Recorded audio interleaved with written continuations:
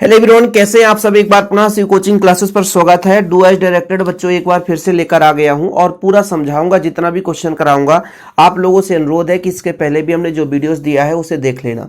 चलिए बच्चों, पहला प्रश्न है he is too old to swim. आपको क्या करना है, इसमें सो दैट का प्रयोग करना है। सो दैट का प्रयोग करना है, बिल्कुल सिंपल तरीके से देखेंगे बच्चों। देखिए, सबसे पहले आप देखो ही है तो ही लगा दो, इज है तो इज लगा दो। अब बच्चों यहाँ पे आप लोग ध्यान रखना, जो टू है ना, टू की जगह लगाना है सो। क्या लगाना है? सो। He is so old. यहाँ तक तो क्लियर है। फिर इस टू की जगह लगा दो दैट। क्या लगा दो बच्चों? दैट।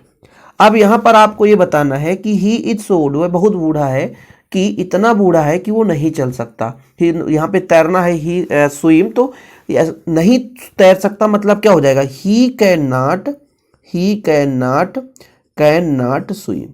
ठीक है, तो कैन नॉट जोड़ देना है, बस ये हो जाएगा। क्योंकि हमने बताया है ना, ही इज सो ओल्ड, वो बहुत बूढ़ा है, इतना बूढ़ा है कि ही कैन नॉट स्विम। तो आपको ही कैन नॉट जोड़ा, ही आपका सब्जेक्ट ही हो गया, कैन नॉट जोड़ करके ऑब्जेक्ट लिख देना बस।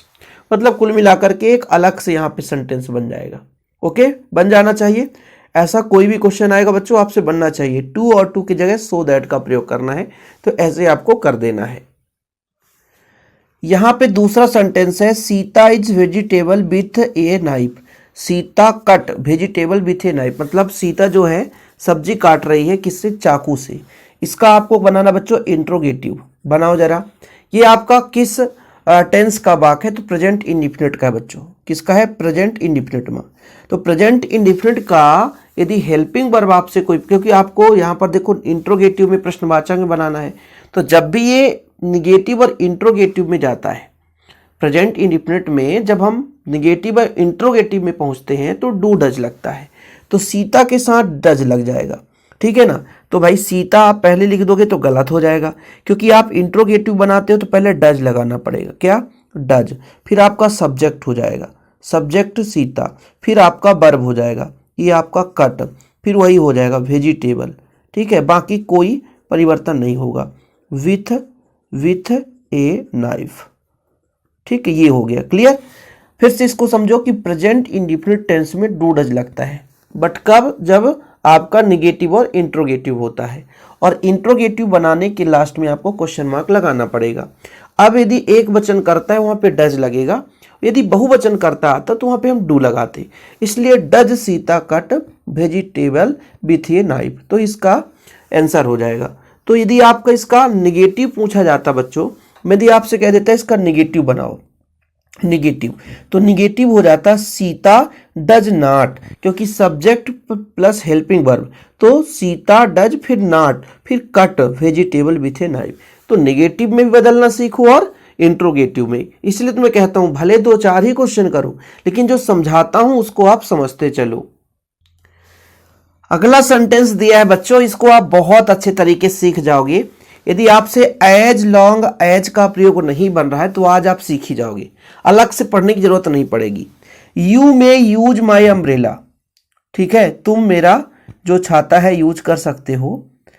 यू आर हेयर, जब तुम यहां होंगी। अब यहां पर बच्चों एक चीज आपको पहले समझना है कि जब इसका आंसर लिखना है तो आप पहले एज लॉन्ग एज लिख दो। एज लॉन्ग एज लिख दिए। अब इस दो सेंटेंस को जोड़ना है, तो पहले कौन सा सेंटेंस लिखना है? पहले उस सेंटेंस को लिखना है बच्चों जो पहले काम हो। ठीक है, जैसे आप पहचानोगे कैसे? आप इसका शाब्दिक अर्थ समझना। You may use my umbrella, तुम मेरा छाता तो यूज कर सकते हो। यू आर हेयर, जब यहां होगी, तो पहले कौन आएगा? भाई जब वो आएगा तभी तो आप छाता यूज करेगा। कहने का तात्पर्य पहला सेंटेंस ये कहलाएगा। भाई वो दूर रहेगा तो छाता कैसे यूज करेगा? पहले यू आर हेयर, यदि आप तुम यहां होगे तो आप मेरा छाता यूज कर सकते हो। सही है कि नहीं? तो पहले आप इसको लिख दो। लिख दो बच्चों, यू आर हेयर। कोई परेशानी नहीं, कोई चेंजेस नहीं। You are hare, HARE hare, ये ई है बच्चों। ठीक है, फिर आपका हो जाएगा हेयर। यहां पे थोड़ा सा कामा लगा देना। फिर यहां पर देखो, you may use my umbrella, तो फिर आपको सीधा इसी को उतार देना है, यू मे। ठीक है, और you may use my umbrella. यदि आप कामा नहीं लगाओगे तो भी चलेगा। फिर से समझना, जब भी हमें एज लॉन्ग एज का प्रयोग करना है तो इस दो सेंटेंस में पहले यह पता करना है कि कौन सा सेंटेंस पहले आएगा, यानी हम फर्स्ट प्रायोरिटी किसे देंगे। तो यहां पर आपको क्लियर है कि आप कह रहे हो कि तुम मेरा छाता यूज कर सकते हो, ठीक, लेकिन यू आर हेयर, यदि जब तुम यहां होगे तो मेरा छाता यूज कर सकते हो। भाई जब तक आप यहां होगे तो छाता यूज कर सकते हो, तो आपको बताना पड़ेगा ना कि एज जब तक आप यहां हो, एज लॉन्ग एज का मतलब होता है जब तक तब तक, ठीक है। तो जब तक आप यहां होगे, यू आर हेयर, यहां रहोगे, तो पहले कौन सा सेंटेंस होगा, यू आर हेयर, पहले आओगे, जब हमारे घर आओगे तभी तो हमारा छाता यूज करोगे, नहीं तो फिर आप छाता कैसे यूज कर पाओगे। चलो इसको भी देख लो थोड़ा सा, सेम एज लॉन्ग एज का ही मैं दूसरा एग्जांपल लेकर आया ताकि आपको समझा सकूं। देखो बच्चों, पहले आप दोनों में से आप स्टार्टिंग लिखते समय एज लॉन्ग एज लिख देंगे, कोई परेशानी नहीं, यहां तक कोई परेशानी नहीं। अब आपको यह समस्या आ रही कि किस वाक्य को पहले लिखें, तो दोनों का अर्थ निकालो। You should not give up studios, है ना, studies, you should not give up studies, you get scholarship. इसका अर्थ ये निकला बच्चों कि you should not give up studies, आपको पढ़ाई नहीं छोड़ना चाहिए, यू गेट स्कॉलरशिप, क्योंकि आपको क्या मिलता है, स्कॉलरशिप मिलती है। पढ़ाई नहीं छोड़नी चाहिए, स्कॉलरशिप मिलती है। तो कोई व्यक्ति पढ़ाई कब नहीं छोड़ेगा, जब उसको स्कॉलरशिप मिलेगी। यदि स्कॉलरशिप नहीं मिलेगा तो पढ़ाई छोड़ देगा, तो पहले तो उसको स्कॉलरशिप मिलेगी, ठीक है, तब वो पढ़ाई नहीं छोड़ेगा। तो भाई साहब आप लिखोगे पहले स्कॉलरशिप मिलना चाहिए, कंडीशन यहां पर क्या है ना, पहले आपको स्कॉलरशिप मिलना चाहिए, तो यू गेट स्कॉलरशिप, ठीक है। फिर हो जाएगा आपका you should not give up studies. Simple है ना, एज लॉन्ग एज का प्रयोग आएगा, बन जाएगा। मैं यहां पे टाइम पास करने नहीं आया बच्चों, ऐसे क्वेश्चन ला रहा हूं जो कि आपके बुक्स में होगा, चाहे मैं जहां से भी ढूंढ के लाऊं, लेकिन आंसर आपको प्रोवाइड करता हूं, आपको भटकना ना पड़े। इस सेंटेंस को बनाइए, दिस पेन बिलोंग्स, मतलब यह पेन किसके ओर जा रहा भैया, राकेश का है, राकेश के ऊपर, है ना, मतलब यह पेन किस पर बिलोंग कर रहा है, राकेश पर, मतलब राकेश का पेन है। तो भाई साहब इसमें क्वेश्चन बनाना है और यूज करके होम का। तो जब भी बच्चों WH वर्ड से क्वेश्चन बनाना हो तो WH वर्ड पहले लिखते हैं, तो हुम हो गया, और फिर इसके बाद आपका लगता है हेल्पिंग वर्ब। जैसे आपका this pen belongs to Rakesh, तो ये आपका प्रेजेंट इंडिफिनिट है, किसका बच्चों, प्रेजेंट इंडिफिनिट। प्रेजेंट इंडिफिनिट में दिस पेन एक पेन है तो उसके लिए डज लगेगा, ऐसा क्यों, दिस पेन मतलब एक पेन है इसलिए। अब आपको पता है कि हम क्वेश्चन बना रहे हैं तो उसका आंसर नहीं रहना चाहिए सेंटेंस में, क्योंकि क्वेश्चन बना रहे हैं। हुम मतलब कौन, तो भैया ये राकेश जो है, हुम का उत्तर राकेश, राकेश को हटाना पड़ेगा। तो whom does this pen belongs to. अब कहोगे सर ये आप राकेश क्यों हटा दिए, क्योंकि जो होम शब्द है, होम WHO होम, तो इसका उत्तर राकेश है। तो जब इसमें उत्तर भी लिख दोगे तो फिर आपका क्वेश्चन कहलाएगा कैसे, तो सेंटेंस को क्वेश्चन में बदलना है ना, इसलिए हमको राकेश को हटाना पड़ा। अगला प्रश्न बच्चों सबकी हिम्मत की बात नहीं है, इसमें चेंज द नरेशन, मतलब आपको इनडायरेक्ट स्पीच में बदलना है। सबसे पहले देखो कि Suresh said to him wife. अब ये बच्चों सबसे पहले तो आपने पढ़ा कि भाई साहब कि ये जो हमारा सेंटेंस है, did you give pocket money to your son, आप अपने पुत्र को पॉकेट मनी दे सकते हो, यहां पे ऐसा बोला गया है।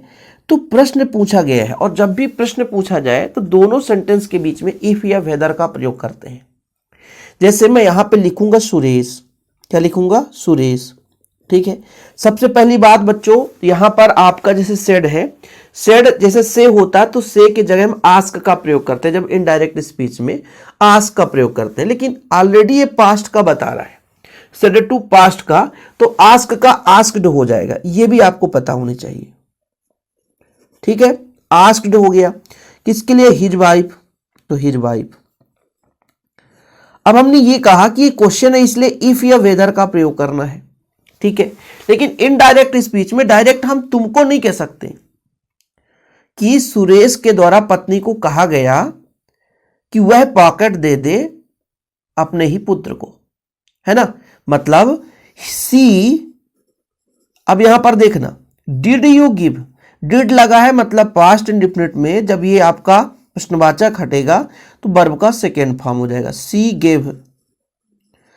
Gave pocket, she gave pocket money to, अब योर नहीं होगा, डायरेक्ट नहीं, इनडायरेक्ट में योर का हीज हो जाएगा क्योंकि यहां पे पत्नी सी का होता है हीज, ठीक है। सॉरी, योर मतलब आपके ही पुत्र को, मतलब ये अपने लिए बोला है, मतलब सुरेश के लिए, सुरेश एक पुलिंग है, पुलिंग के लिए हिज होता है, सी का हो जाता तो हर होता, हिज सन।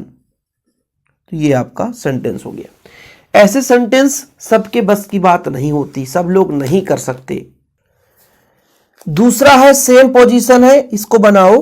तो जैसे Shubham said to Saumya, said to के जगह आस्क्ड हो जाएगा शुभम, यहां पर HAM बना लेना, ASKED आस्क्ड, किससे बोला, सौम्या। और फिर हमने कहा प्रश्नवाचक है तो दोनों के बीच इफ या वेदर का प्रयोग करें।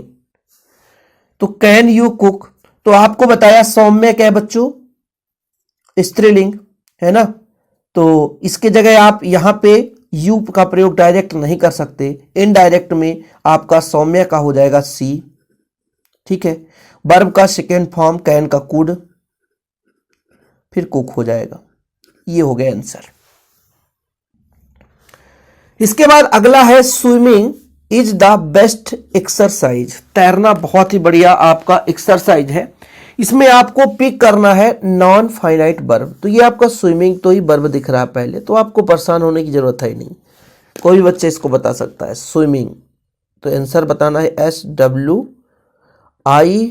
SWIMMING, this is A answer. अगला आपको क्वेश्चन टैग बनाना है। एक बच्चे ने बोला था कि सर क्वेश्चन टैग में आपने डायरेक्ट आंसर दे दिया था, वो गलत है, पूरा वाक्य को लिखना है। हाँ, वाक्य को लिखना है तो मैं लिख दूंगा, मैं तो आपको समझाने के लिए करा था, है ना। कम लेट ये मैंने कर दिया, ठीक है। क्वेश्चन टैग बनाना है तो ये आप पहले पता करो कि इस किस टेंस का वाक्य है। यू ऑलवेज कम लेट, तुम हमेशा लेट आते हो। तो ऑलवेज एस या एस लगे या ना लगे, कम लेट बच्चों ये प्रेजेंट इंडेफिनिट का लग रहा है, और यू के साथ प्रेजेंट इंडेफिनिट में क्या लगेगा, डू लगेगा। तो डू नॉट का डू नॉट, फिर यहां पर यू है तो यू का ये यू लगा दो, बस यही आपका क्वेश्चन टैग। क्वेश्चन टैग में कुछ नहीं है, पता करो किस टेंस का वाक्य है। जब टेंस पता हो जाए तो फिर उसका आप हेल्पिंग वर्ब पता करो, उसके साथ नॉट जोड़ करके सब्जेक्ट लिख दो, यही आपका आंसर हो जाता है। ठीक है, चीजें क्लियर है ना भाई। एक एक वाक्य को संयोजित करके आपको प्रोवाइड करना, आपके लिए मेहनत करना, बस आप लोगों का छोटा सा रिस्पॉन्स होना चाहिए। लाइक करके शेयर जरूर किया करिए। एक आपको मैंने यहां पे सेंटेंस दिया है, मैरी राइट्स ए लेटर, इसको प्रेजेंट परफेक्ट टेंस में बदलना है। प्रेजेंट परफेक्ट में सबसे पहले तो आप सब्जेक्ट लिखो भाई, ये मैरी है तो मैरी, ठीक है। यहां पर प्रेजेंट इंडेफिनिट है, कोई बात नहीं है। मैरी आपका मतलब एक क्या है बच्चों, एक वचन करता है, सही है कि नहीं। तो जब हम प्रेजेंट परफेक्ट में जाते हैं तो प्रेजेंट परफेक्ट में बच्चों आपका लगता है, क्या लगता है बताओ। तो यहां पर मैं बता देता हूं, हैज और हैव का प्रयोग होता है प्रेजेंट परफेक्ट में। प्रेजेंट परफेक्ट में हैज है, और यदि प्रेजेंट कंटिन्यूअस में होता तो is am are, present indefinite में डू डज लगता है। तो इसके साथ हैज का प्रयोग हो जाएगा, सही है, हैज। फिर जब भी हम परफेक्ट में चलते हैं तो वर्ब का थर्ड फॉर्म लगता है, चाहे प्रेजेंट परफेक्ट की बात करें, चाहे पास्ट परफेक्ट की बात करें, चाहे फ्यूचर परफेक्ट की बात करें, तीनों में आपका वर्ब का थर्ड फॉर्म लगता है। WRITTEN, written. और फिर बच्चों ए लेटर तो ए लेटर, है ना। यहां पे ये नहीं पूछा गया कि निगेटिव में बदलो, इंट्रोगेटिव में बदलो। तो इस तरीके से डू एज डायरेक्टेड, जैसे आप एज लॉन्ग एज, इसका प्रयोग तो आप लोग समझ ही गए होंगे, ठीक है। कभी नहीं भूलना चाहिए, और फिर इतने में भी भूलेगा तो फिर आपसे कभी बनेगा भी नहीं। और चैनल में पहली बार आए चैनल को सब्सक्राइब कर लें बच्चों। निरंतर आप लोगों के लिए हेल्पफुल वीडियोज लाता रहूंगा। जय हिंद, वंदे मातरम।